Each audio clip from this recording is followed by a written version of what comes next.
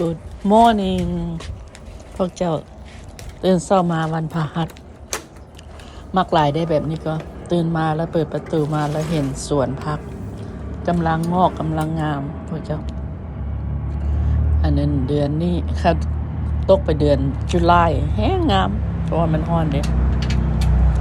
บอกก็กำลังเป็นดอกเป็นหน่วยบักแตงก็กำลังเป็นหน่วยมักทั่วก็กำลังขึ้นข้างทั่วนี้มันต้องขึ้นข้างก่อนเพื่อเพิ่นสิเป็นหน่วยหากเพิ่นเป็นแล้วเพิ่นก็เป็นไวๆได้ละมักนี่ก็บางปลูกอยู่คู่เดียวกันบางต้นก็เป็นหน่วยหลายบางต้นก็บ่เป็นหน่วยเคยเป็นหน่วยหันบ่ฮู้ว่าเพิ่นสิจับบ่จับอันนั้นตัวที่ว่ามันขึ้นมาเป็นมีลูกมันระบ่มีดอกที่ว่าดอกผู้พอสิให้เฮาไปมีหยังก็ไปเอาเกสรมันใส่กันหั่นน่ะอันมักมอนมักแมนค่อยหลายแนวหอกมวนก็ได้อันกำลังเคี้ยวงามกำลังเป็นหน่วย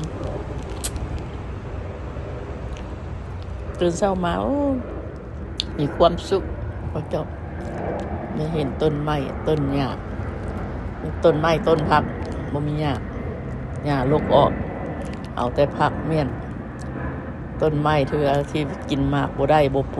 ลูกแต่แนวเทื่อมันกิน